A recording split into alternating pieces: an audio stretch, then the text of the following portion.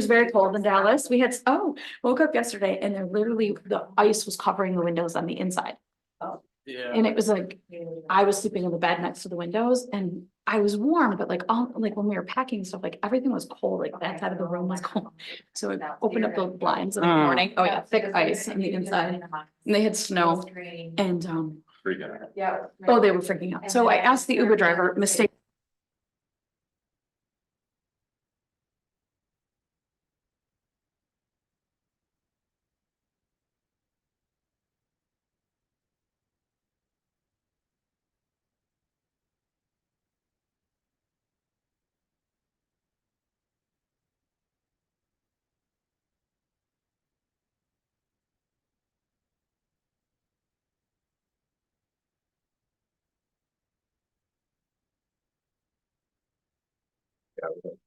Okay, it's 6 o'clock and I am going to call to order the Downtown Development Authority meeting. And the first thing on our list is the organization of the board. And we are doing the elections of chairperson and a vice chair and adopt the schedule of our regular meetings, which are run January and July. So we need to open up the floor for nominations for a new chair. Would anybody like to nominate a new chair? Keeping in mind that the chair of the DDA also serves as the chair. Yes, that's right. And same with the vice chair. They serve on both and we will have to go through this once again to fulfill our obligation to the other board. So personally, I would like to nominate Jennifer Shorter for that position. And I think that she would do a wonderful job in leading us into the new charge of having a new director and as well as aligning the downtown as a whole. Thank you, Drew. Anybody else?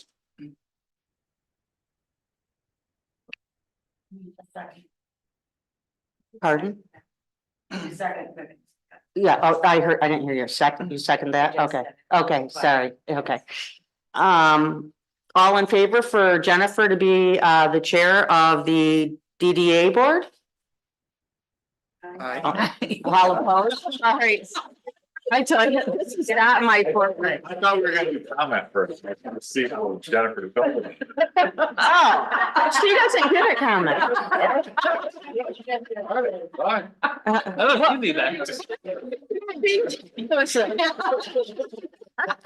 It's good to give her something. Make sure. Thank you, Joe. I appreciate that opportunity to speak and make a comment. Nope, it's okay. I didn't really have a comment, but now I do. Because once you give a shorter microphone, it's all downhill, sorry. Yeah, I would gladly do the job unless someone else would love to have it. So it does remind me of the time when we hired Becky. I think I was the chair at that time, and so it's just come full circle. So thank you, Drew, for your enthusiasm. No, we all support you. And I would just say Jennifer Cat was Yeah. there and she was there every step of the way too. So appreciate it very much. Okay, so now we need nominations for the vice chair.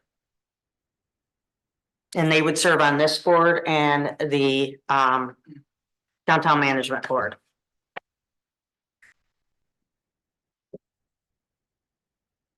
I think I would like to nominate Robin Bennett. Okay, I'm currently the vice chair. Yep. Any other nominations? Oh, go ahead. No, you can go for it. I would second Robin.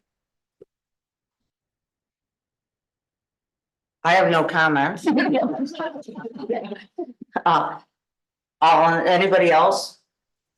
With anything? All right, all in favor? Aye. Any opposed? Well, thank you for the nomination. I will continue the role as vice chair and do it to the best of my ability. And I actually really enjoy the position. So thank you.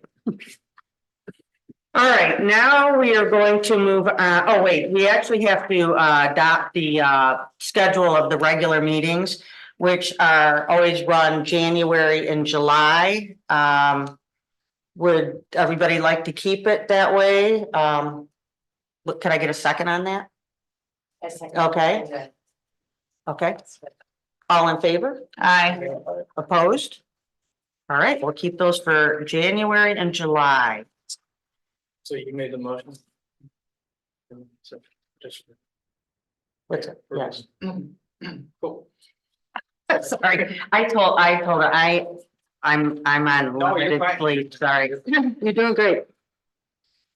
Okay, so now we've got the minutes, the approval of the minutes These are the DDA minutes from July of 23. of, of when it was hot and warm and everything. So do you guys remember that? I'll make a motion that we approve the meeting minutes of July 18th, 2023 for the Downtown Development Authority Board. Second. All in favor? Aye. Aye. Opposed? All right, thank you. Now we have any public comments. I see Tiffany Leno is out in our audience. We also will have public comment. This is just that short meeting that we do twice a year. If you would like public comment at all, that might fit better into the next meeting, if that's okay. Okay, all right, okay, all right. Welcome. I just wanted to say that, so anyway. Anybody no, I don't see anything. Okay, so now we're gonna go through the biannual synopsis and Becky's gonna enlighten us. Okay, so I know all of you have been through this before, although we do have some public tonight who has not. We did not get anyone from the college or the cemetery or the county or any of the other entities that would fund this, but this is by law, you have to do it twice a year, whether you have capture or not. And even though we don't have capture, we still have to do it twice a year. So this is just a brief overview of what is required that we say publicly. And I can go through it pretty quickly. And if there are questions when we get to the end, I'd be happy to answer them. So the background of all of this is that a DDA requires a legal boundary to be drawn around a commercial district, which you all know where we have. It's basically the legal boundary of where the parking meters are. And it also was amended, so it goes along the rail corridor to both out toward Emmett Street in 2015, I think. After you get the DDA, you develop a plan that includes a list of projects that need to be accomplished within that boundary, and they can be infrastructure, burying wires. They can be adding parking, they can be maintenance of parking, they can be streetscapes. We had in mind at one time a gateway development project. They also can be marketing and special events. Then the property is approved by the local unit of government as a DDA TIF district, and the taxable value of the property is then frozen. Any increase of the valuable property in future years is put into a fund that is used to manage or complete these projects that are listed in the plan. You can't do anything at all with TIF money unless it is listed in your plan. This capture includes dollars that would normally have gone to the city, the county, the college, and the cemetery. The city of Petoskey never implemented a TIF. They created the DDA, but they did not create a TIF plan to go along with it. So we do not have any fund balance in our plan. Well, at least for the original DDA district. So our city of Petoskey was formed in 97 and included only the CBD. That's the part where the parking meters is. It was then designated as a DMB district, and because it was allowed to be a DDA district, that existence allowed us to use it for the establishment of the DMB, and it allows us to collect the special assessment and assign the assessment to use for us in the downtown. It was amended in 2013 to include the areas along the Greenway corridor and near the entrance of the highway and Mitchell Street. And that idea was then that we could put some parking along the corridor and that maybe there could be a gateway at Mitchell Street. And then again in 2004 to create a TIF district at 200 East Lake Street And that would capture revenue, right, that would have been one that would capture revenue and it could have been used for parking on that development site. Those are the only three areas where any of that annual capture could be spent. So the initial year of capture for 200 East Lake was 2005, in which the authority captured $6,746 in tax revenue. The next year, a developer cleared the site of all its existing buildings and excavated the property in preparation of constructing an underground parking structure. The project stalled when the value declined to $804,309 in 2006, which was now below the base value of the project property, which had been $1,209,978. Taxable value has increased to $1,280,700 by 2013. I don't have any increased numbers for wait a minute, I'm ahead of myself. I'm sorry, I'm ahead of myself. And the interest in some increased capture, the fund now has increased to $13,543. So that is what's in the bank until the end of the sunset of the GDA plan, which is in 2024. I mean, I've been giving this report for how many years, and all of a sudden it's next year. So that plan, or it's this year, that plan could capture, the DDA would realize $13,000 that has been saved in the bank. Specifically, per the ordinance, the following information has to be included for public record. The funds that were accumulated in the first 5 years were intended to be used for parking development. The dollars were not expended because the project did not move forward and the fund did not grow. The time frame for spending these dollars is before the end date sunset of the plan, which would be 2024, or an unknown time before that, if the DDA and DMB had recommended to City Council, which they did not. The amount of money held over 10 years is $13,543 as of today. There have been, or last week, there have been no accomplishments by the DDA due to failure of the original development project and no continued capture. If you have no money, you can't do anything. So it existed is what happened in collected interest. The list of projects for the DDA district is limited to parking development and no parking has been developed. Activity in the DDA plan has been limited to staff and or planning commission review of several potential development plans for the site over the last 15 years. All DDA board members are appointed by the mayor with approval from city council. Some of that is just bullet information that if one of those entities were here, they need to know that those facts, you know, what have you done? How much money did you make? What have you done? Where did it go? But there was none.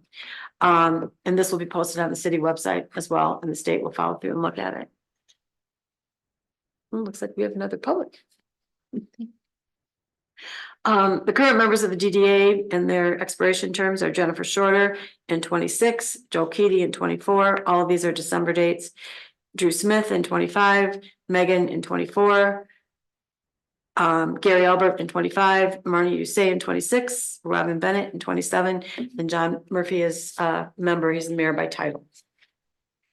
So that does satisfy the request of the state of Michigan for justifying our DDA.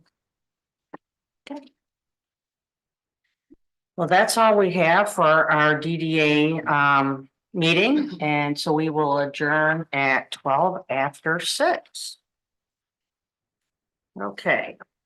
Now we are going to open up our downtown management board meeting.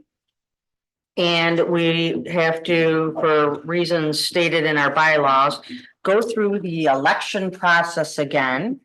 And like I said before, it's for both boards, the DDA and the Downtown Management Board. So if anyone would like to nominate a chairperson to this board, that would be wonderful. I will again nominate Jennifer Shorter, CRDDA minutes for reasons why. Thank you, Drew. Unless the public has questions, we'll get to that. Yes. Can we? Okay. Joe. Okay, all in favor for Jennifer? Opposed? All right, and we move forward. Okay, now we have to make a motion to elect the vice chair of the Downtown Management Board. Would anybody like to make any nominations? I nominate Robin. Second. All in favor? Aye. Opposed? All right. Well, it's a good thing. Now we have the same people on the same board. And the other time of the meetings, we need to, yeah. What's that? We all Yeah, need to say- right. I know. I was just. I'm adding sorry, my own flair. yeah, to keep you back. I know. I was adding my own flair. So anyway. Too much flair. Okay. Too much flair. Tone it down. So, now we have to decide, on our regular meetings. We had changed last year to the 6 o'clock time instead of 7. That was what we had previously a while ago. Any discussion on that of the time? Does everybody like this 6 o'clock time, or would we like to change it back to 7, or? What's anybody feeling? I like 6 o'clock. I agree. I myself like it too. So. Hmm. All right. So, well, let's make a motion to keep it at 6 o'clock. On the third Tuesday. Oh, sorry, on the third Tuesday. I move to keep the DMB meetings to the third Tuesday of every month at 6 p.m. Okay, support. All in favor? Aye. Opposed? All right, 6 p.m. every third Tuesday is gonna be our downtown management board meeting. All right. Now we're gonna move on to the consent agenda, and we have the approval of the regular meeting minutes from our December 19th, 2023 meeting. Make a motion to accept those, approve those minutes. Anybody or any questions with those minutes? Any comments? I would like to make the motion that we accept the consent agenda as written. Second, The whole consent agenda. Yes. Or the approval of, you probably need to approve. Because we can do the entire thing. yeah, All right, let's, the approval of the regular meeting minutes, the payment of the December bills, and the acceptance of our December expenses and income reports. All right, we've got all those. Did I hear a second on that? yes. Yes. Well, I don't know if you heard it, but I did. Okay, all right. All in favor? Aye. Any opposed? Okay. Now we come to the public, which we are happy to have. Yeah. So, we welcome any of you to come up, and, you would have to state your name, your address, and any public comments that you would like us to hear. That would be wonderful. My name is Tiffany Liddell. Sorry, just make sure you hit that button so it turns to green. There you go. Okay. Hi there, my name is Tiffany Liddell and I have yoga roots at 444 East Mitchell. And I just wanted to touch base and have a couple of questions. I know that there was a TIF created and not collected, and I would just love to do away with the assessments that happen every year. I personally feel like I pay enough in taxes, and I think we collect enough in parking revenue that maybe around the holidays, when I'm wanting to make my holiday list, I could spend that money possibly on holiday gifts. Because it comes right around that Christmas time, and it's just kind of a bummer of a bill, to be honest with you. And then recently there's some talk about fines for people who aren't shoveling. And I just want clarification on what those fines are going to be, when they're going to happen, if they're by square footage, things like that. I have a great friend who owns a studio in Sault Ste. Marie, and she pays $77 a year for shoveling. That feels like a more business positive thing than threatening us that you're going to fine us for not shoveling snow that's being pushed back into our sidewalk. And I've had a few conversations about a few business owners with that. I just have to say, after 16 years of being here, it's just starting to feel unfriendly. And it hurts a little. So here's the thing, in Sault Ste. Marie, for $77 a year, you can have your snow shoveled. And the more businesses that come together to say, yes, we want to be a part of it, the less expensive it is for everybody else. And that feels like a business positive solution. Instead of feeling like, oh, parking fines are up for everybody, and now I'm going to have shoveling fines. And it's creating kind of this feeling when I talk to other business owners of like, what's going on here? And the other day, someone described the downtown as some kind of a regiment. And they said they live here downtown and their wife was going to start a massage business and they started it somewhere else. Some of you guys should call Katie Potts and talk to her. She left this downtown for a lot of reasons. She was not getting help from people, from the city. She asked for help on things that were happening that were unfortunate with her business, and she left. And I'm tired of seeing my neighbors go. I miss my neighbors. I miss her good sandwiches. The consignment store is empty next to me. So I'm just sitting here with more and more vacancies. And the Grove, who took almost a year to open up, is around the corner and they're fighting to get their sandwich board on the street because it's not the right amount of inches from your door. And it just doesn't feel friendly. That's all.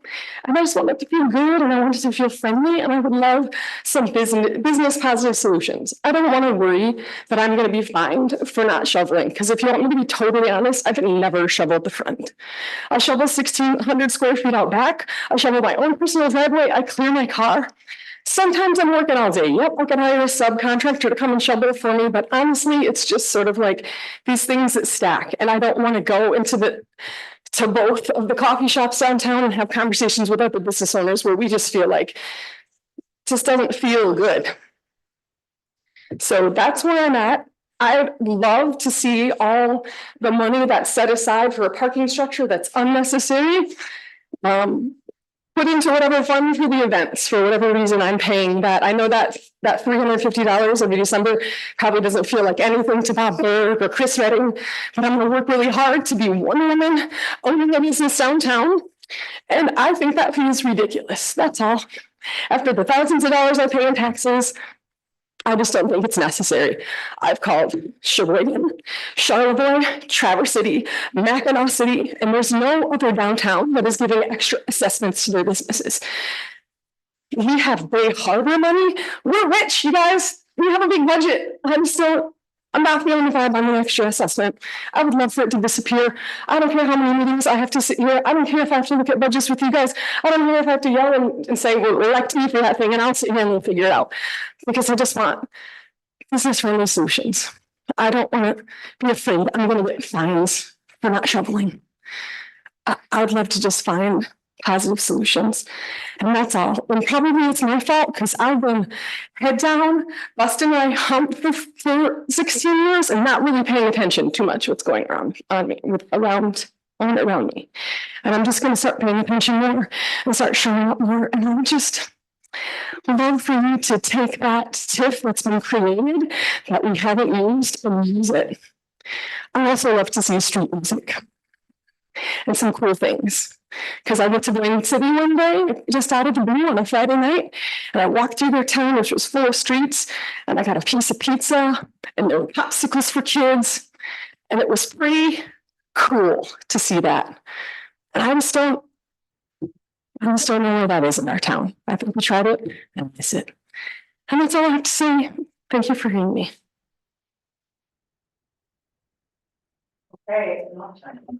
Thank you, Tiffany, for your comments. We appreciate hearing what you have to say. I don't know if anybody, I mean, this isn't really a discussion, it's public comments, but I don't know if anybody would like to weigh in on any of her comments. I would like to clear up one thing about the TIF. The TIF district was created, but no capture was ever made. So there isn't a sum of money sitting there that we could take. I understand. No, okay. Why are we not? And that's a long discussion, but if you did create that capture now, the property values are very high. So you would freeze it when the property values are high, and then your capture wouldn't be that much. So that's just one thing to think about, is the timing of it. I don't know the reasons. Part of the reasons for not capturing years ago had to do with the streetscape being constructed. Perhaps it had, I wasn't here, perhaps it had to do with that they were already assessing merchants for that. There were different things, but that they decided not to assess at that time. And that was well over 20 years ago. So that, looking back, in my opinion, that might have been a good time to do it because property values were low and the capture would be quite high. But I'm not sure if it's the best thing to do at this point in time. And Robin, if I could, I would also comment on the sidewalk snow removal. I was at a city staff meeting this morning and confirmed my thoughts that, this is it's what the city wants to do is bring people into compliance. We have had certain areas of town where no one shovels for all winter long. And the sidewalk gets very thick like this with ruts of ice and snow that freeze and melt and freeze and melt. I don't expect, and I've said this to business owners who have called me, and I also said on the Facebook page, I don't expect anyone to have anyone walk up to them and say, ticket, or we're doing it for you.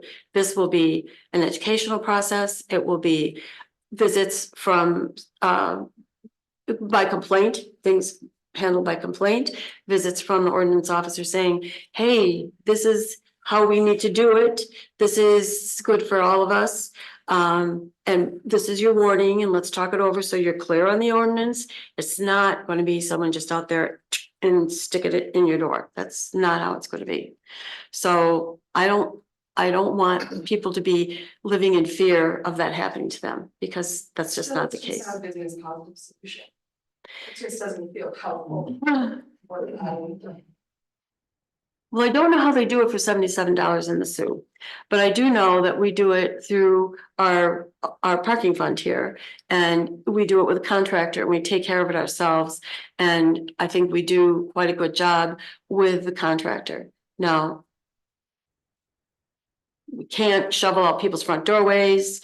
There's a minimum amount of work that we can do for cut throughs, but the DMV is paying quite a bit of money to have that snow taken care of, snow blown every morning. And then also they're working, DPW is working tonight, tomorrow night, and next night, as long as it takes to get the curbs, the snow along the curbs and along the meters hauled away, which is very expensive as well. And also the next step will be the snow that's piled in the mountains of the parking lot. So, but Tiffany, All on the snow in between the medians by my home that hasn't been covered. I don't know about the residential district. I only know. It's pretty swimming. Oh, yeah, you get a bunch of snow dumped on you. Snow town, so snow town, prepare for snow. Right? I'm just personally really glad that you're here and that you're interested, and these challenges fire me up and make me want to stay longer, but that's not happening. So, but it's a good time to get involved. There's going to be a transition. So, Yeah, I say that too. I mean, you know, there's always room for involvement, and I appreciate you taking the time to come and let us know your thoughts. Can you, just for my own personal edification, since I'm still new, I feel very new still, but on snow removal, you said the parking fund pays for sidewalks in the downtown. So the fees would be from the city if snow isn't removed where specifically? I'm sorry, I didn't catch the end of it, Megan. So the email, and I saw it as well, but the snow, if it's not removed, fines would be imposed if snow is not removed from where? Okay, let's just be really clear about this. Yeah. This ordinance has been on the books longer than I've been. Right. Always This been is- here. Nothing has really changed. There is an ordinance officer now who could, Yes. by complaint. And honestly, I will go out on this limb. If I were going to be here, I would encourage this board to say, if we get whole blocks of streets that will conform, they do not come into compliance with this, then we should encourage that we need it to be pedestrian friendly. We need people to be able to navigate our sidewalks. So what the ordinance would say is, if you don't clean up later in the day, if we have another snow event, and you don't clean up later in the day, and you've been warned, and you let it go, and you let it go, and you let it go, then you could get a ticket for that. And Shane, if you want to, I don't want to overspeak because I'm speaking on behalf of the city, but I'm also speaking from the heart and trying to explain the way it's always been. So this is because the city is already removing the snow from the public sidewalks. The DMB is doing The it DMB is. in the downtown. In Now, the the city does that in the residential district as So well. this is in snow events over and above what the city is already doing. Yes, Okay. the DMB only provides that before Christmas, I'm sorry. Before Christmas, we provide a higher level of service. If it snows 3 times during the day, we're out 3 times during the day. Clean it up because we want the streets Christmas, the merchants are on their stores, they're busy, Yep. they don't have time to take care of it. After Christmas, the thought has always been, the merchants have more time to take care of it. If we get a big dump later in the day, and that's, I don't even really see that ever happening, that someone comes along and gets a warning or a ticket for that. But that is what the ordinance says, and that is what the responsibility of the property owner is to clean it up after that. So we're providing this one level of service in the morning, we'll get it clean, and then it's up to the business owners to keep it clean after that. Thank you.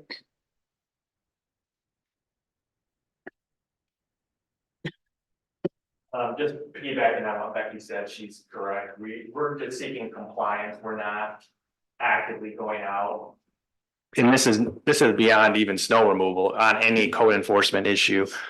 We are just simply seeking compliance with what we're trying to accomplish here. We're not looking to write citations and build revenue coming into the city because of this.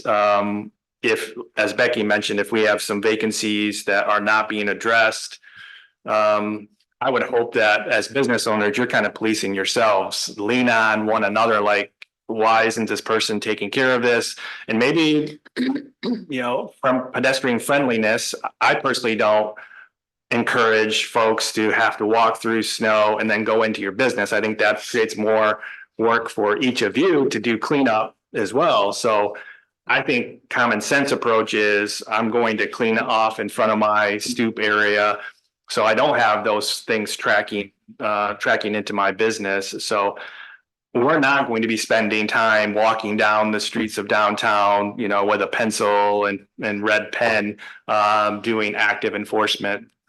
If we get complaints, obviously we'll look into it, but we're more concerned on those properties that have vacancies that are out of the area that the pedestrians have to walk through, snow, ice, and everything else. So those property owners, whether they're here or not, still need to maintain their property. So that's what we're most concerned about. Just coincidentally, the city of Harbor Springs is going through the same thing right now. They are finding their businesses, they're not cleaning up. And they're putting more emphasis on their residential district with the limited services that they have. And the downtown is being asked to take care of it for themselves. So it's different every place you go. And I will say downtowns are very challenging from a snow removal standpoint.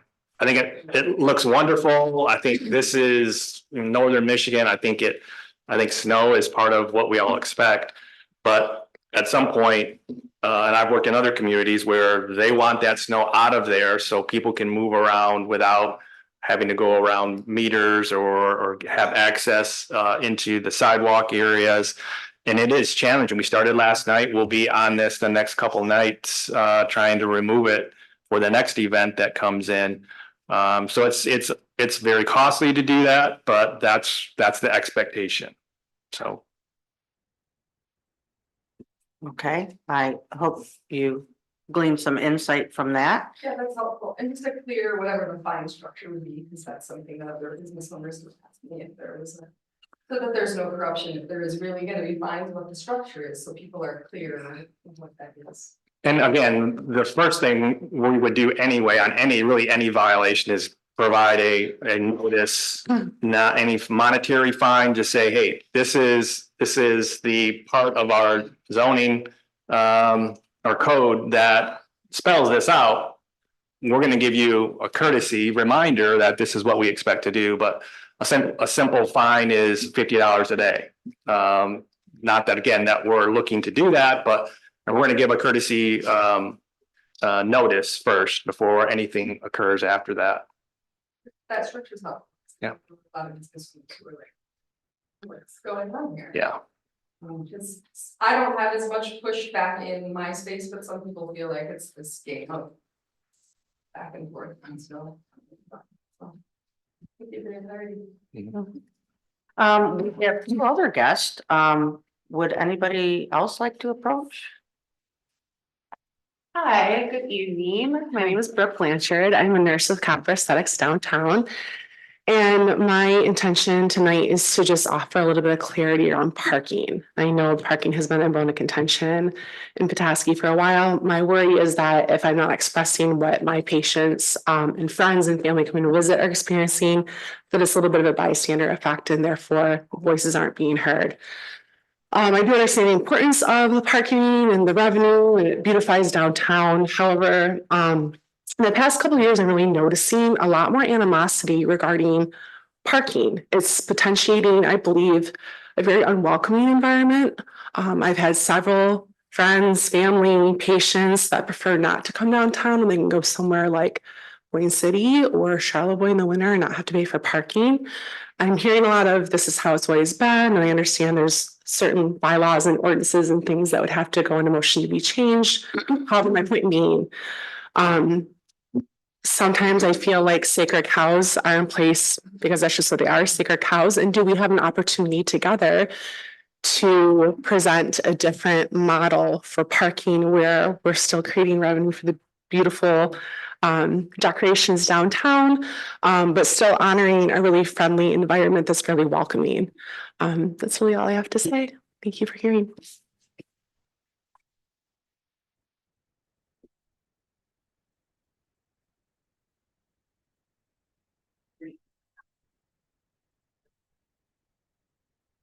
If not, we have one more guest. I'm sorry, we have one more guest.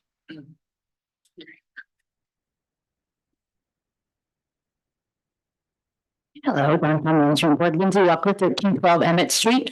I was just going over the strategic plan for the downtown management board, which you folks approved back in 2022, I think, and became part of like policy for 2023.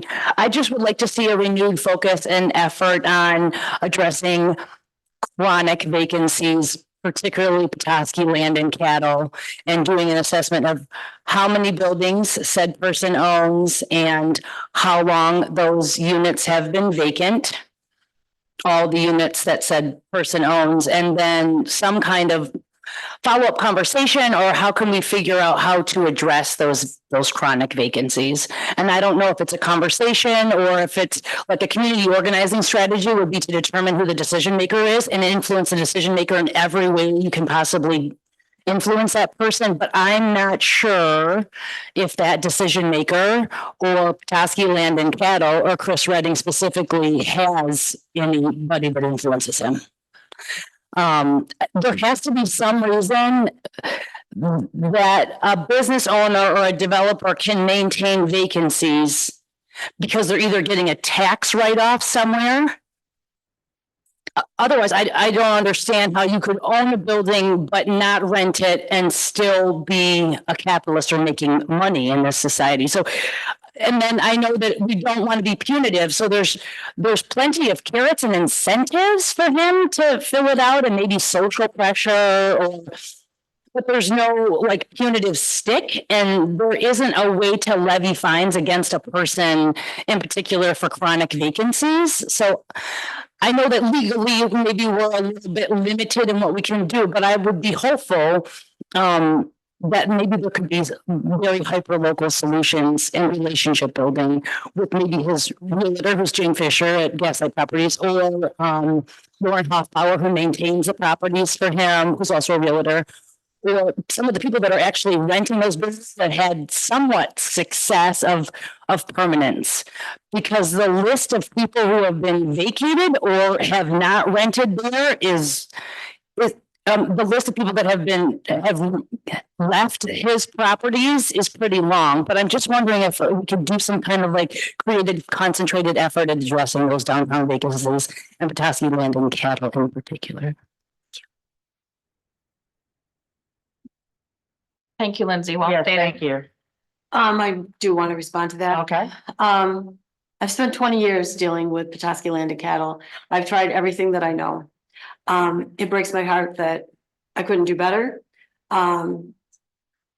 You need, when you talk about carrots and sticks, one stick would be, if you don't clean up your sidewalk, you're gonna get a ticket. I mean, those are things that could be implemented, that those are ways that you could go. I will bite my tongue, but it's tragedy to me that those buildings have been so underutilized for all these years.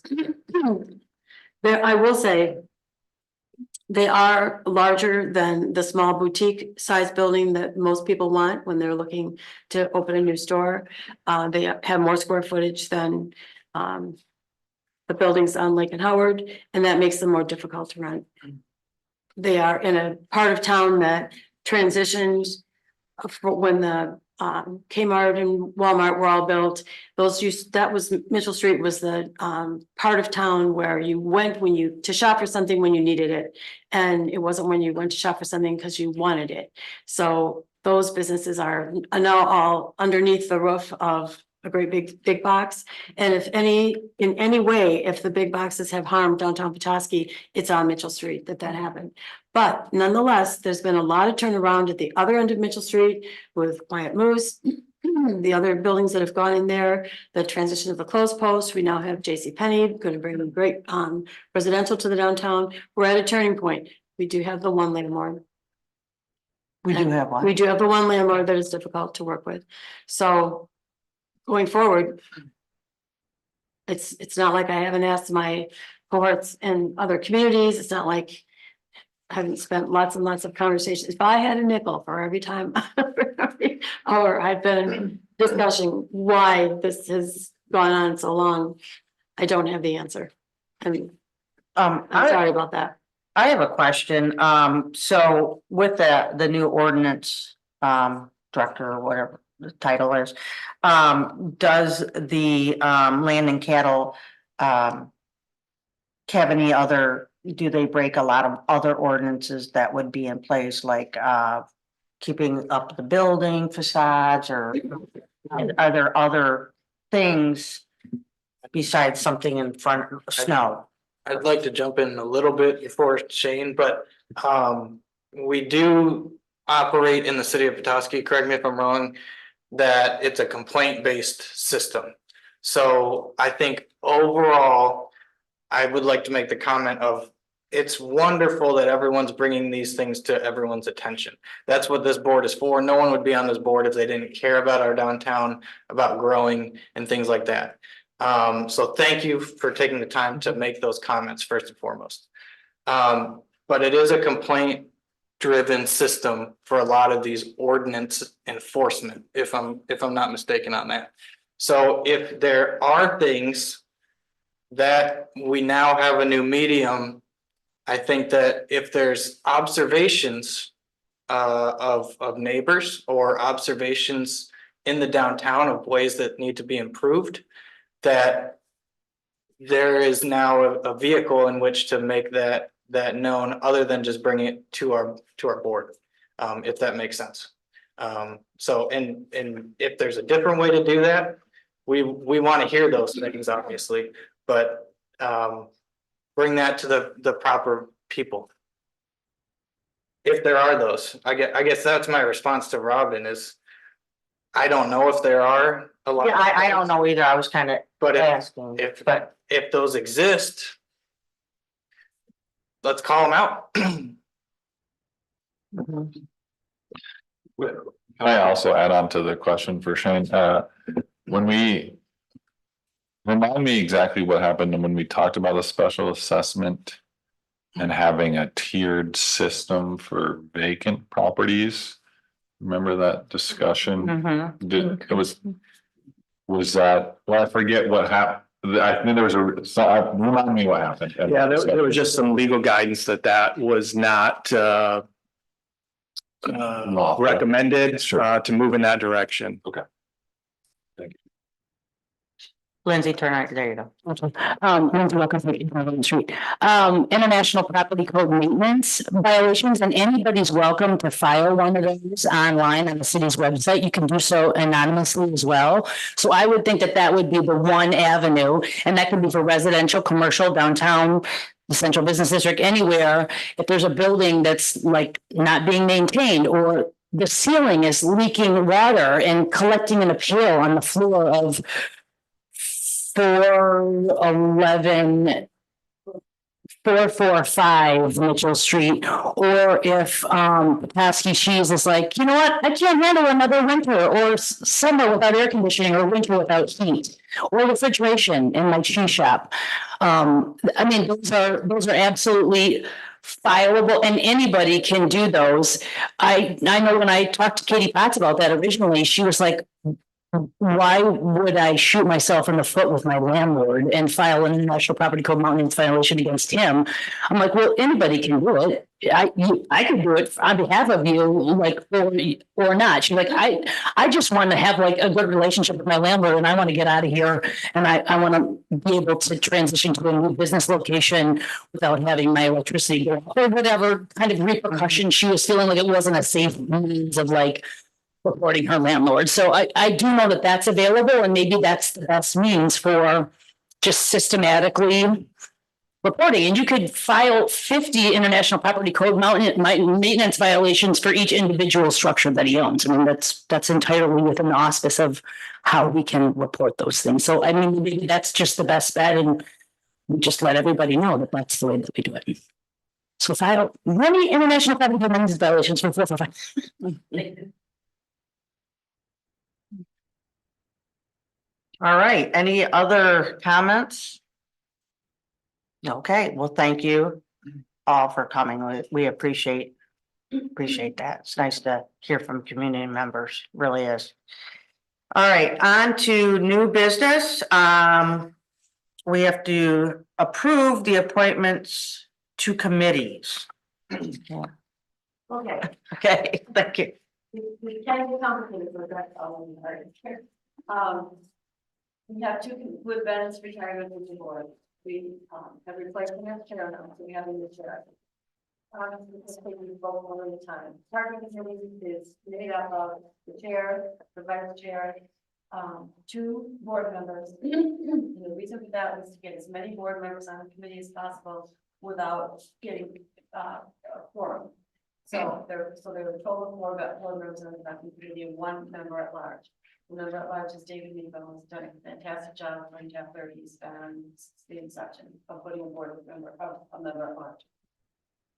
So with Ben gone, Jennifer and Robin will now be wait a minute, I left you out. Yeah. Jennifer and Robin will serve as chair and vice chair. Drew will still be on there because he's a member at large. David will be there. David will be there. No, Drew will be on there because he's a member at large from the board. David will be there because he's a member at large. We need one more person from the board to be a member at large from the board. How often does the committee meet? The committee meets very regularly. Their meetings are posted on Tuesdays. They meet on the second Tuesday of the month at 10 a.m. and they meet at City Hall, and they are public meetings, and they're posted to the public. I will nominate myself. Serve on that committee. Perfect. Any Second? support? Oh, support, sorry. All in favor? Aye. Any opposed? All right, well, thank you. Beyond the subcommittee, we will have Jennifer, Robin, Drew, and Megan from the board, and David from the public. Okay? Okay. Now, the organization task force this is the task force that will get the job done. It's been put into place to basically hire a new person that's downtown manager now. But also to look at bylaws and other policies that the DMB has had in place. They've done a lot of their work since they worked with a consultant and strategic plan that was referring to, and they got that approved, and now they're working on the new staffing, and they also worked on the job descriptions for the new parking mobility accessibility director and for the new downtown marketing and promotions director. So they achieved that work, and they have some work left to do, unless this board should like to. It's been permanent. You call them the executive committee, that would be in charge, you know, what you would want to do in the future. But right now, they need to finish the hiring for the downtown manager person. And they still have a little bit of work on bylaws to, admission statement that was their original charge to do. So they were established to be, the chair, the vice chair, and one, member of our board, and that member is Joe. Ben has left, so we don't have, sorry. It's three of them. It was four. It's four members. Yes, we need one more member. Two other members, Two other chair, members. vice chair. So we've lost them. So now we need to have the chair and the vice chair and still have Joe, but we need one more, member at large. To serve on that. Okay. And they meet on an as needed basis. And they will be meeting fairly soon because we do have, I'll talk about this later, but we do have a new candidate to interview. So, I would like to nominate somebody for our organizational task force. And I would like to nominate Drew. So I'd be happy to. Second. All in favor? Opposed? Thank you. Thank you.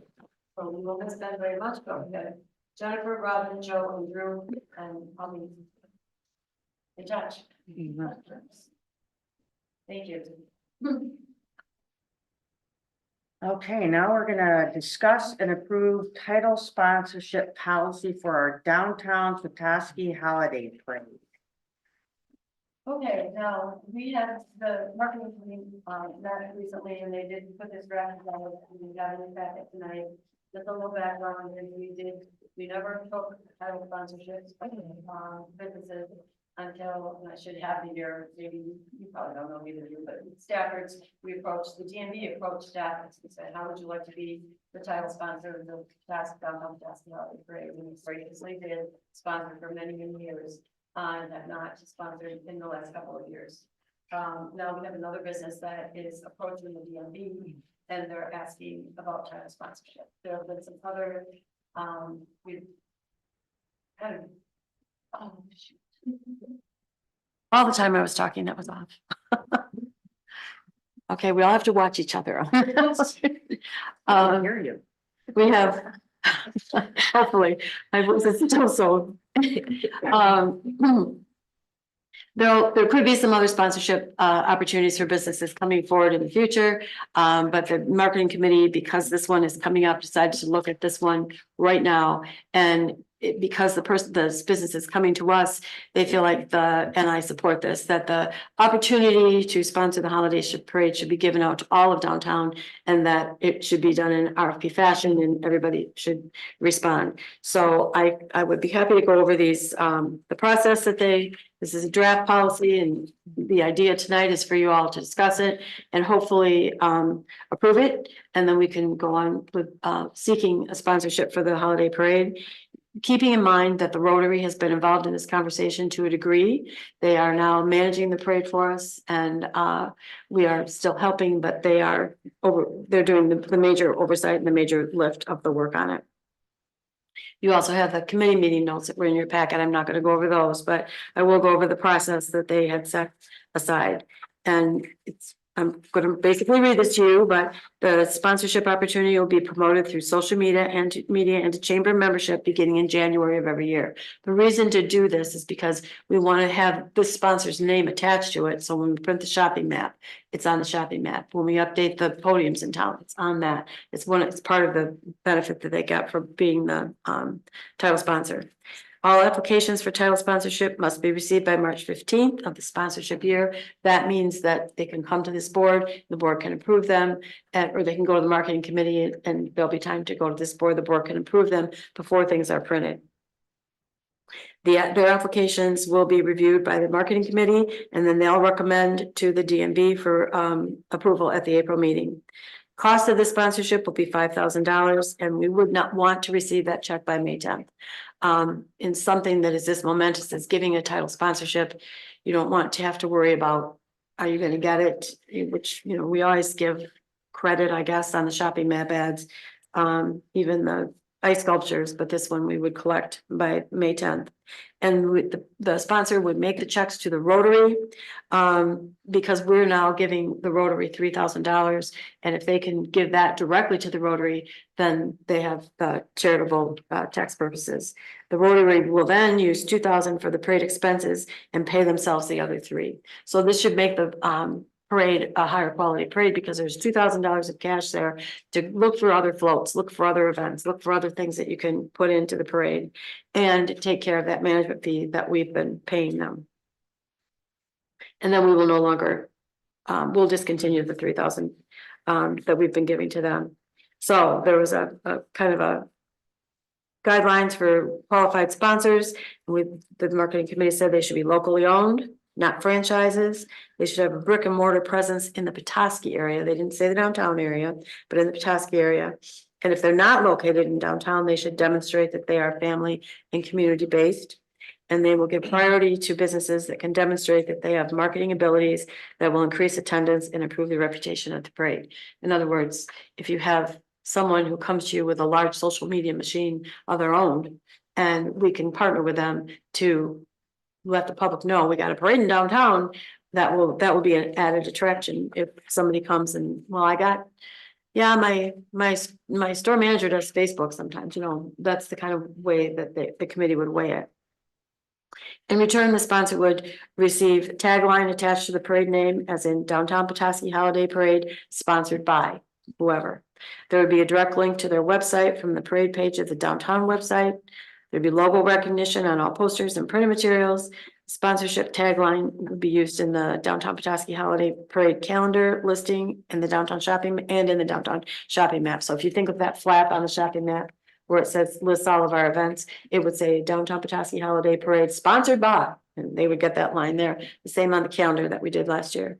And our Andy would do a pre-parade Facebook Live interview with them, and they would get 5 social media promotions in December.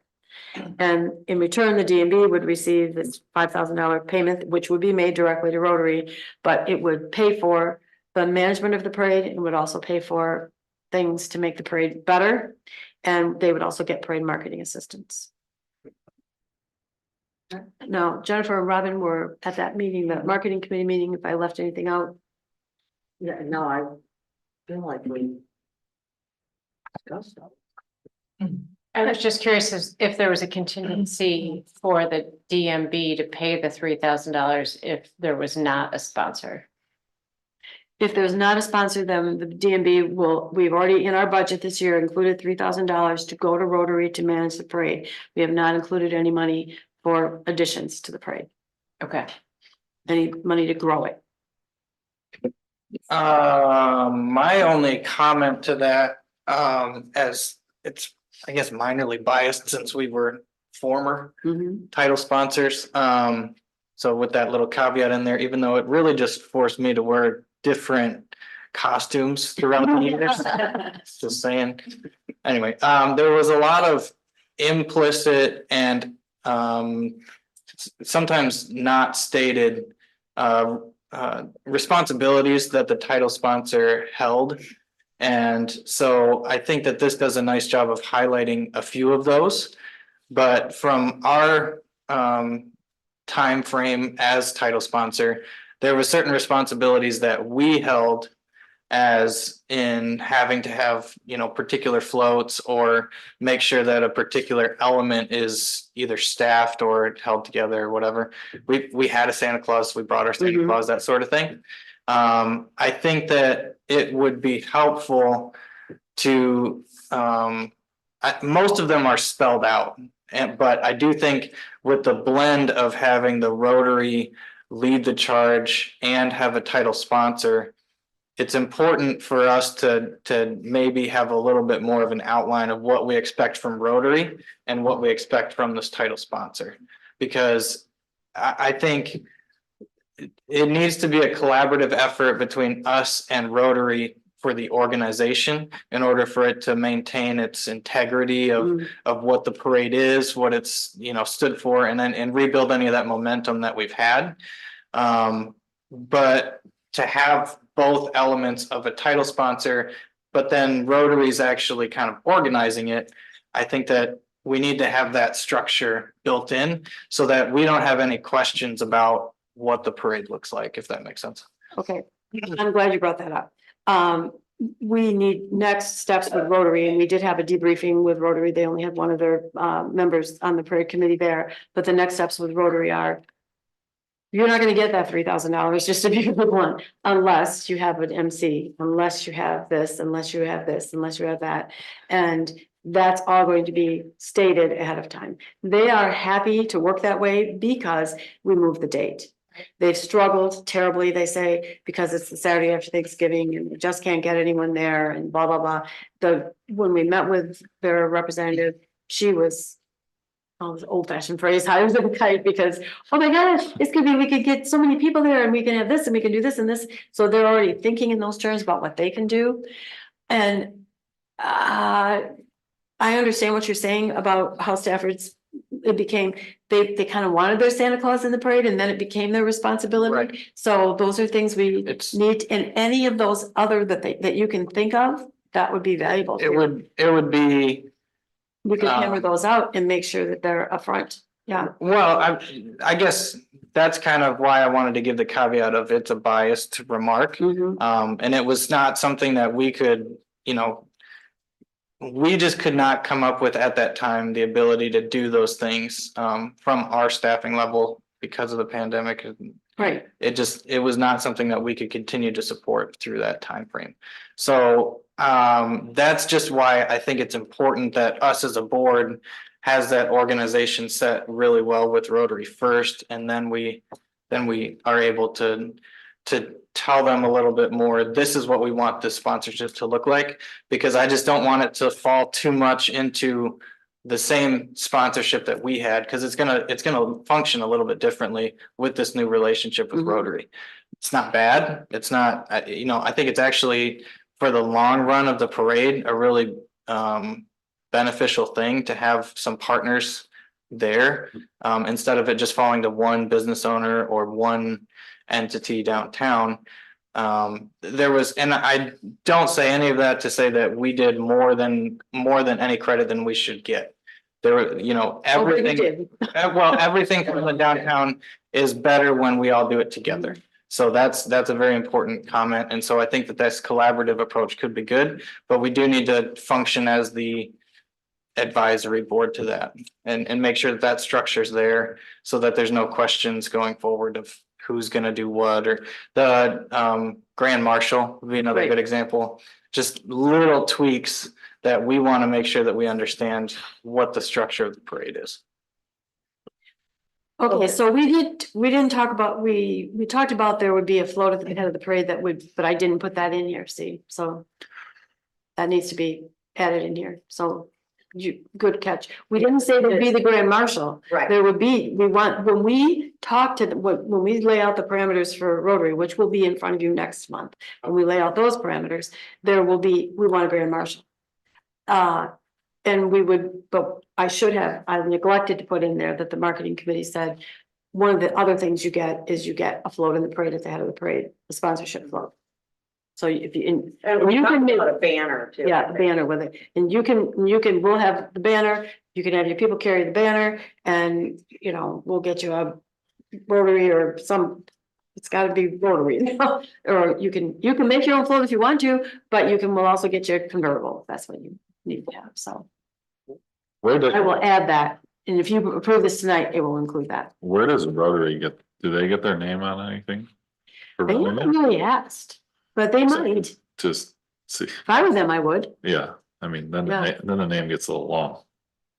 yeah, Saucy Downtown Holiday Parade sponsored by right, but they are. business or business. but the Rotary already approved that. It's They said they're fine. approved by the Downtown Management Board, This, in fact, assistance from, when we met with their parade chair, we even said to her, you know, maybe do we want it the first, you know. I'll just pull a name of circus shop, downtown Petoskey Holiday Parade instead of sponsored by. And no, they loved it, going at the end, that's how they do the 4th of July parade. I didn't say to them, well, where do you want the Rotary to go? Because they've never really asked for that. Great. So, but I think that should be spelled out in the agreement with them. We should say, where do you go? Or- At the end, maybe, I downtown. don't think you bring it up. If they don't Yeah, miss it's it. fine, well, I mean, I think it looks great as it is. Do you think, we're all set, though? Do you feel confident with what we have, or do we need to add more to this before we approve it, or just have that stuff added in about the, Grand Marshal and the banners? And, I mean, it's kind of two separate things with the Rotary, so that would be next month also. I mean, I personally think we could move forward with the approval, for the title sponsor policy. Or would you guys like to wait on that? Sorry. I was just curious about marketing of the sponsorship that's coming through the downtown management. Well, correct, the downtown office. so, It's not Rotary marketing the No. sponsorship.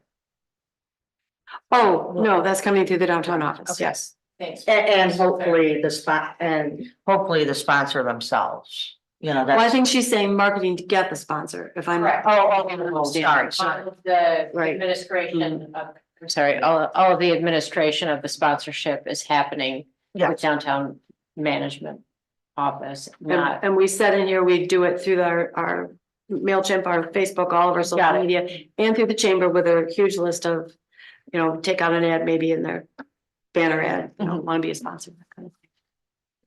I'm adding right now that under what the sponsor gets, and they get, float at the beginning of the parade. We'll word it better than that, though. Yeah, and risk it dominating too much of the conversation. I am open to the idea of approving it tonight, but I think selfishly, I think it gives a little bit more flexibility if we approve them at the same time. Because if we identify any of these, or the marketing committee identifies any that they want to explicitly have that's on this list and we've already approved it, we'd rather have Rotary be the administrator of that or fall into their category.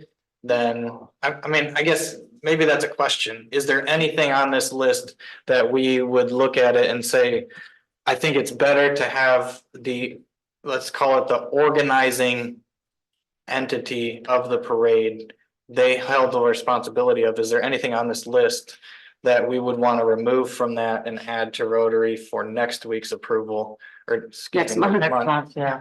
I'm not gonna be here next, yeah, but if we could approve them at the same time, I think that's an option that we could table this and then approve.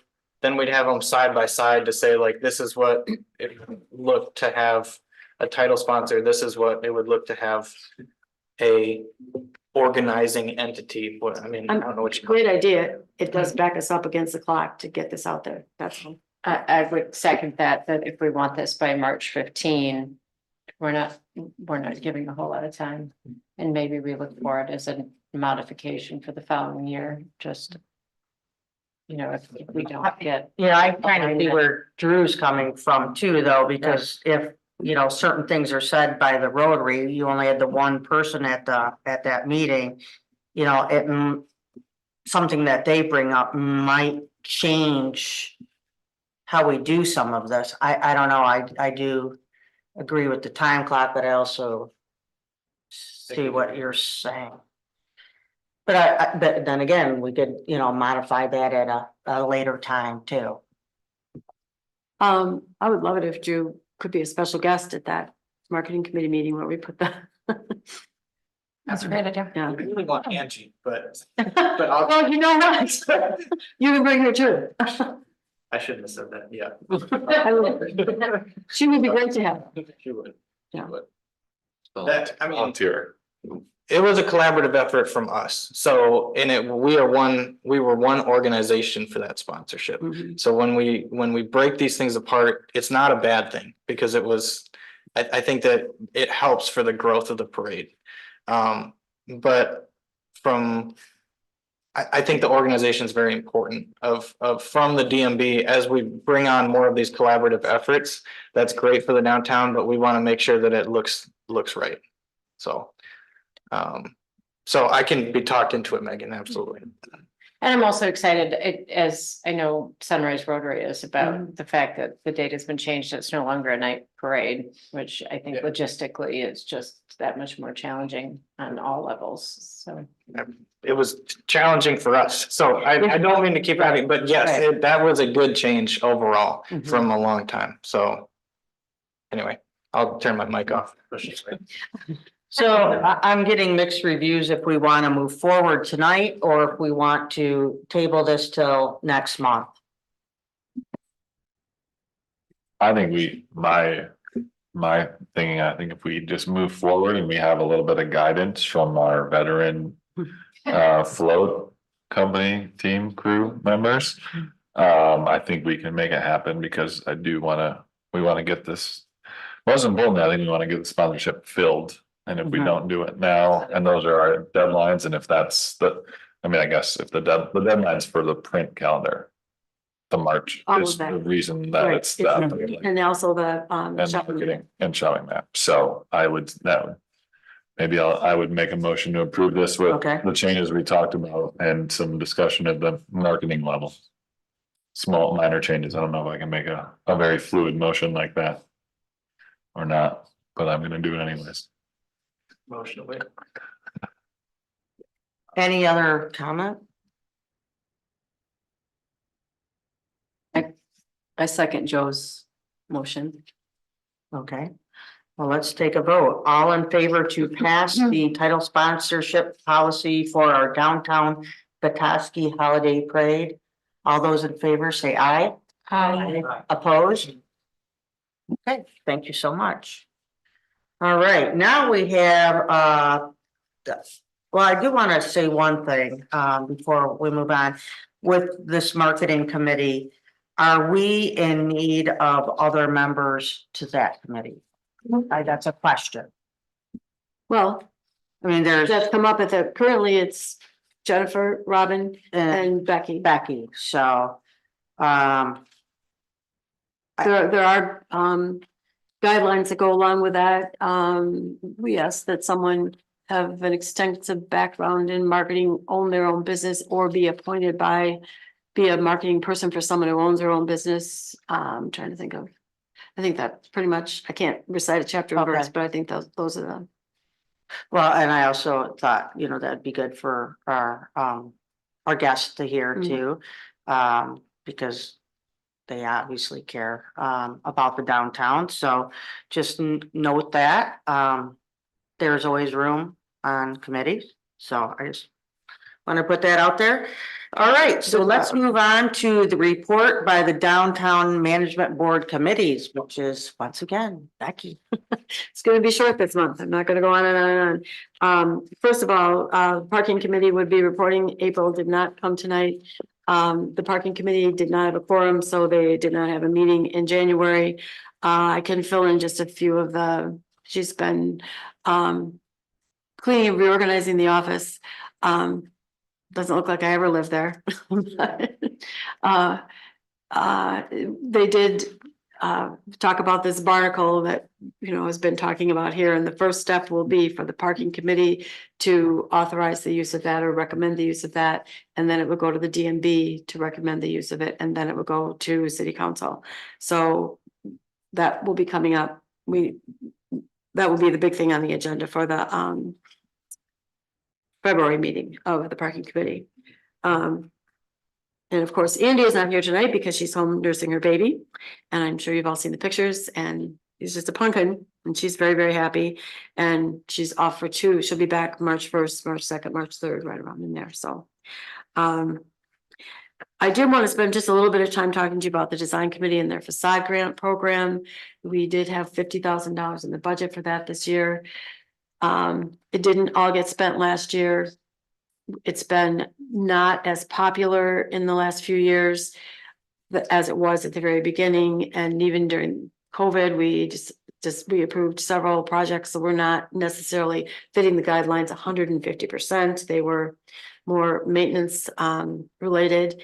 But I'm thinking that at this point this year, as it is a transition year for a lot of different reasons, just to promote the program, put it out there and say, and this would be the time of year I would normally do that. We're accepting applications again. They have the PowerPoint that goes with it online so that they can look at it and they can see the kinds of things we want, have them fill out the applications, have them go to the design committee as always in March, and then come to you at the March meeting and decide for funding and not change anything this year. Have a new person in this position going forward, and they may have great ideas and other thoughts of carrying it through. Implementing a big change right now, if I'm working here part-time, is just not possible for me to manage. So I suppose there are two ways to look at it. Cut it entirely, which I wouldn't recommend. My recommendation is to just move ahead with it as always and fund the worthy projects. If I have consensus, I don't feel I need a motion just because it's what we've always done. It's the same as always. Okay. I see everyone's head nodding. I take that as consensus. Joe, yours was a little nod. I had just bigger. And then I would let you know that the organization task force did meet, and they were planning to sign the contract with the headhunter to fill this position. And almost the day before, we did receive a application from a very talented, promising candidate that we didn't sign the contract because it's $20,000 that we wouldn't have to pay. And they are going to meet with that person either, I believe I can get it all arranged because now we have a new person in that committee Saturday afternoon. Friday went by the way, so Okay. it's Saturday now. Oh, good. It was gonna be me if it wasn't me. Oh, okay, good, because I hadn't heard from you, so. Yeah. So they decided to wait till we met with this person to avoid the fees of the headhunter. This person does have a home in Petoskey, would not need to relocate, or buy a new home, so, yeah, it seemed prudent to wait until this interview took place before we went ahead and signed with the headhunter. So that's the status on that one. And Shane will be sitting in on that interview meeting as well. And he's been very gracious with his time too, so. If you have questions about anything else? No, I do want to say that, for finding a new person, we kept, I think, running up against, a person being able to relocate is a big obstacle that we were gonna be facing, so, can't wait for this interview.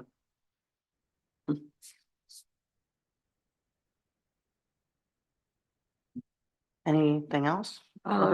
Shane's report, or is it? Oh, I didn't know if you had any more. Nope, I'm done. Okay. No, I know it's good Okay. for me. Yeah, yeah. I'm part-time now. Yeah, part-time report. So, all right, now we would like to hear from Shane from the city staff. Thank you. Just briefly, we spend our off season preparing for next construction season. Our construction season in this area obviously is more condensed for weather purposes, and we don't want a lot of things torn up when all of our visitors join us in the summer. So we try to condense our construction season, get in and out as quickly as possible, so we limit disruption. So we've been spending our time this fall and early winter preparing for construction bid documents, getting bids released, receiving bids, and then the last two meetings, city council has been awarding construction contracts. The last meeting in December, we awarded 3 parks related projects. Improvements at Winter Sports Park, looking at replacing doors, windows, and roof of the Winter Sports Park. Our big project in parks is Sunset Park improvements, kind of looking at new fencing, landscaping, opening up the view shed there. It's a wonderful spot to just take a book and relax and enjoy the views. So we need to open up that view shed a little bit and remove some of the nuisance trees and shrubs that have taken over that bank. and then do some concrete work with accessibility, bringing in a new pathway, accessible tables and benches. And then that project will, again, have a very short window. We're gonna hopefully be in and out of there again, before all of our visitors arrive in end of May, early June. So that's a fairly condensed project there. Last meeting on the 8th of January, it was Public Works' turn to get their projects approved. So we had a number of projects that Mike Robbins and his crew put together, really our paving projects for the year. Essentially a complete reconstruction of Bayview Avenue, new pavement, curb gutter, sidewalks and utilities in that stretch. This is again, all in our capital improvement plan. So that project was awarded to Harbor Springs Excavating. Also, we have a number of streets that'll be resurfaced, Rose Street, Winter Park Lane, Balsam Avenue. Reith Riley was the low bid on that project, so that will kick off in early May as well. And then we had concrete bids. We have a number of projects that we need a concrete contractor to be ready to go with. So we award that to two different contractors, Ryan Brothers and Van Kalker Construction in Petoskey, both in Petoskey. So those two will be helping us with all of our concrete unit prices and bids as we go forward. And then there'll be a project on Mitchell Street, resurfacing East Mitchell Street from Division Street to the city limits. And then we're also piggybacking on with the county. The county will pick it up at trying to remember the end there. Is it the high school? What was it? Lincoln Place. And then the county will pick it up and go all the way to Division Road.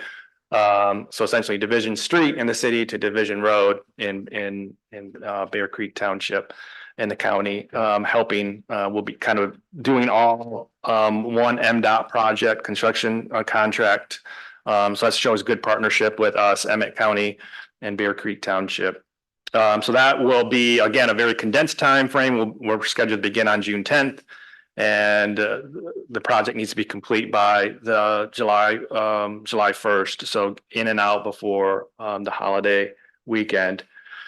So there'll be some posted detours, obviously, during that time frame, and we'll do a lot of pushing out of what that looks like going forward. So that's what we've been up to from a staff standpoint, really gearing up for, again, our construction season in 24. As well as short-term rental ordinance approvals and licensing and handling a lot of questions related to that. So it's been a busy first part of the year so far. So it's been good. Questions for me? Can you give a little synopsis on the short-term rental approval? Yeah, so that's been an ongoing, so this came from the Planning Commission. Kind of a rewrite of short-term rental ordinance legislation, looking at setting a number or a cap for how many short-term rental units we would approve in the city. There's 33 short-term rentals that have been grandfathered over the course of time. They were operating as a short-term rental when we had legislation that came forward in 2014. Those properties went forward as grandfathered properties. So the new licensing ordinances essentially put currently a cap of 40 licenses. So we'll have our 33 existing. And then the ordinances, it used to be that these grandfathered properties would just continue even during a sale or a transaction. That would go with the property. The way these ordinances are constructed is if you own a grandfathered short-term rental and you list it and it's sold in a transaction, that grandfathering goes away. So the idea is to remove short-term rentals out of residential areas at some point. Short-term rentals, we believe are a business use. And so we want to encourage those in our commercial and business areas. So get them out of the residential areas. So that's what those ordinances attempt to accomplish. They set the cap. And now we're in the mode of licensing. There has been an initiative or a petition filed to challenge those ordinances. So that petition has a 30-day time period that certain number of signatures have to be acquired. That 30 days is tomorrow, the 17th. So we have not seen any petition filed, but we have to let that process run its course before we know, is this going to be essentially a ballot initiative that shows up on the ballot, and all of our registered voters would be voting on these ordinances at some point, or where does it expire and we move forward? So. Thank you. What about any of the housing projects? Has that been any updates on those, or? Yeah, so the Lost at Lumber Square had a groundbreaking in, I think, November-ish time period. They are still short of their number to proceed. The thought was they may do some excavating, get their footers poured before this weather moved in, but that did not happen. So it's likely spring before that project will see some momentum going forward. Michigan Maple Block site, they were just awarded through a letter of intent, a $2 million low interest loan through MEDC. Now that's between Michigan Maple Block developer and MEDC. The city has nothing to do with that loan, but that helps them with their gap. They still have a gap to get over, if you will, to move that project forward. But so that's an ongoing project as well. The developer's still very much engaged and wants to move forward. There's not been a transaction with that project as well. There's no transfer in ownership. They're still under an option agreement. So we'll know that that's a go when that transaction happens. So we're anxiously awaiting for that. Working on a couple small developments. The Emmett and Michigan Street, former Hotel Del Rey, way back when, has been acquired about a year ago, and the owner was or is the former or still owns it, the Hotel Earl in Charlevoix. So he wants to put 9 to 12 workforce units in that property. So we're working with him. He does have an OPRA that City Council approved almost a year ago now. So they also received a LOI through MEDC for additional funding to make that project more viable for his standpoint. And then we're working with the new owner of Leo's to reimagine that space as well. So that's an exciting project that is still very early in the design phase, but we're working with owner on a residential and obviously commercial on the first floor, kind of reimagining that space. Still working with the Bergs on the Pennies project. No real huge issues there.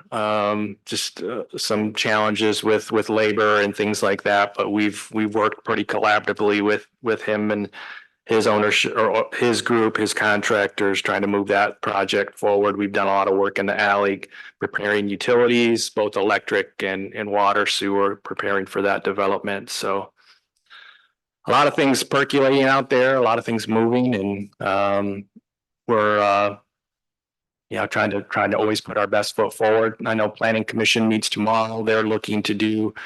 I've got a number of grants that I've got out. One that has moved on from the letter of interest to an application. This would be a $500,000 neighborhood or homeowner improvement funds. So this would be, again, $500,000 that we could walk alongside a property owner and to use for improvements on their properties. These would be, again, single family homes. It's up to $40,000 of funds that would be available, and this is for less than 80% area media income homeowners. So we're not interested in providing funds for folks above that threshold. So this would be a project to be able to walk alongside those folks. And this would be in any ward or any area of the city.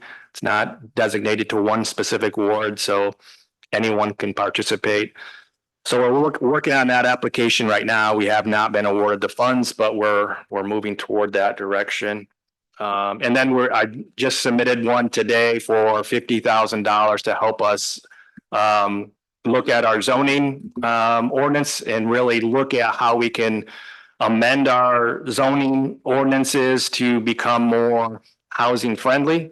Maybe remove some of the barriers that we have, whether it's parking requirements, density, things in our current zoning that are restricting us from providing more housing opportunities. So this would be a $50,000 grant to help us rewrite some of our zoning codes and ordinances to, again, become more housing friendly and increase our opportunities for affordable housing opportunities. So we're always looking for a grant opportunity. So if you hear something, obviously reach out and we'll continue to always put our best foot forward.